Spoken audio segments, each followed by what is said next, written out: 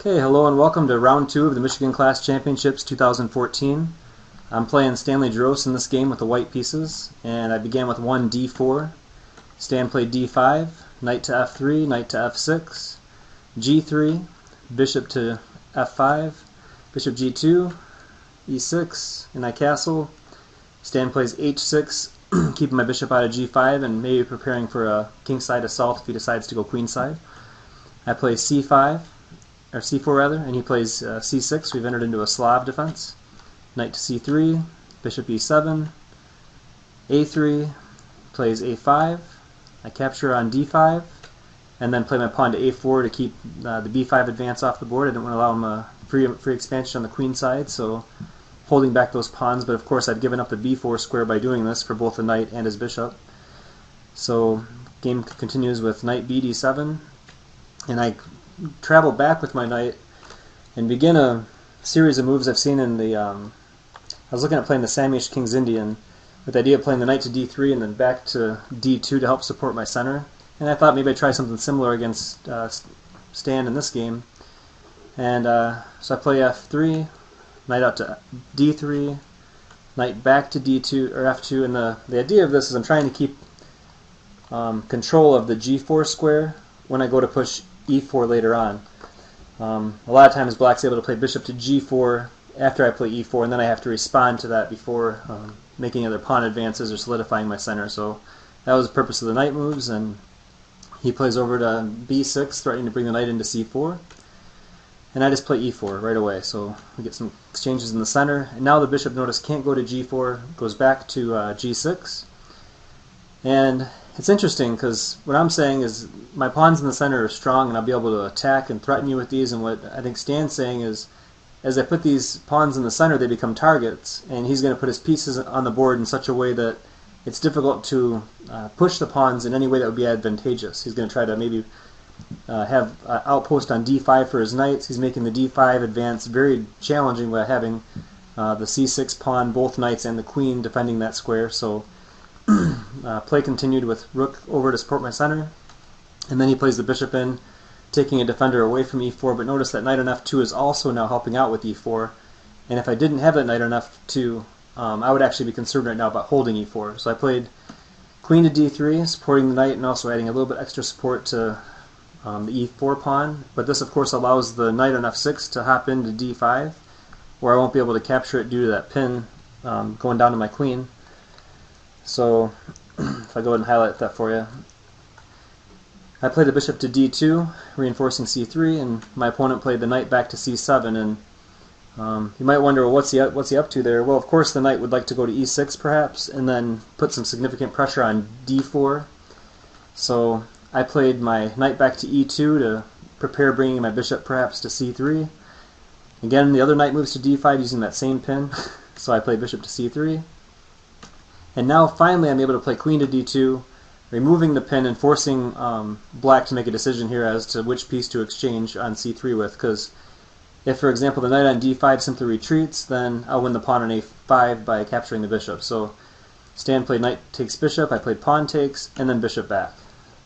And I felt really good about my position right here. I played queen to b2 just to get my kind of remove some tactics there. I didn't really want to watch another one of his pieces fly to a square again. Like, he was continually using those pins, and I saw him playing either c5 or knight there or bishop there, and I thought, you know what, I don't want to watch another piece play on a pin. So I just got out of the pin with the queen there. And my next move I think was a little bit lazy. I was trying to keep the b5 advance off the board, and I didn't want to allow b5, and I played c4 kind of quickly. And as soon as I did, I saw what I gave up and why I would be a little bit uncomfortable here. See, his bishop comes flying into b4, and he's going to force me to push the e4 pawn forward in a moment. And that might not seem like that big of a deal, but I was really looking forward to pressing forward with d5 and having my pawns on c4 and e4 helping to support that, and the pawns staying very strong together. But when I play e5, in a moment after he plays knight to g5, I'm more or less forced to play that move or play my queen into a pin and then allow him to play like queen to e7, and I'm out of defenders for that pawn. And so I went ahead and just played e5. But you notice now c5 is going to severely weaken e5. He's got the pawn on f7 there, so my center is beginning to become more hard to maintain. And here he played queen to c7, knight into f4, his bishop moved back, and I played h4. And after knight to e6, after the game, I really wish I would have considered how weak my pawn on h4 would be, and also that maybe having the center wouldn't be enough, because my theory was that if I had my pawns get to these squares that they were on, that my advantage in the position would be a little bit, would be pretty good actually, because I'd have that passed pawn on the d file. Maybe that would cause black some trouble, but Stan goes ahead and exchanges and plays his queen back, and I have no way to save my h4 pawn. I mean, I could play it forward to h5, and then the queen just comes out to h4, threatening my f4 pawn and the h5 pawn. So I know I'm dropping a pawn in this position, and I just begin to play actively, hoping to make that d pawn kind of come through for me, and play my queen into f4. And now I'm looking at the position, and when he played this move, b6, in a moment after I guess queen moves down first, right here he plays b6, all I was thinking about is how excited I was to play my rook into c7, my queen into d5, have this kind of nice attack, maybe force one of his pieces to defend in an uncomfortable way.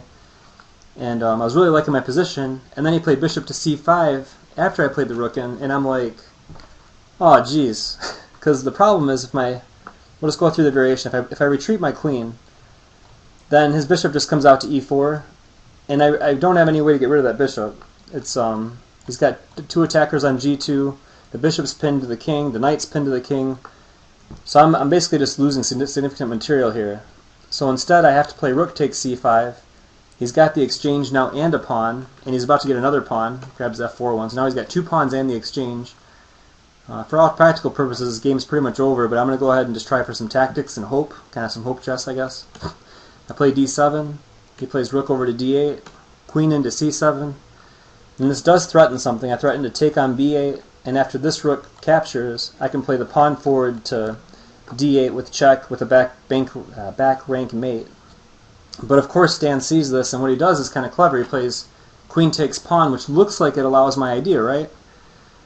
Well, there's two things here. One is if I go ahead and just take that rook now, and then push my pawn forward, of course the queen can interpose, but he actually has a more fun move. After queen takes rook, he can actually play an intermediate move, queen takes rook down here with check, and after my knight captures, then just play rook takes b8. So my idea is gone in the position that I was playing for. So after queen takes a4, I played bishop to b7, and this move, of course, is preparing the idea of bishop to c8, where the rook on d8 would have to move, and then maybe I can promote and get back into the game. But Stan just covers it again. He plays queen over to cover that d8 square rather. I play the queen capture move I discussed a minute ago. Rook takes and bishop into c8, threatening a back rank mate.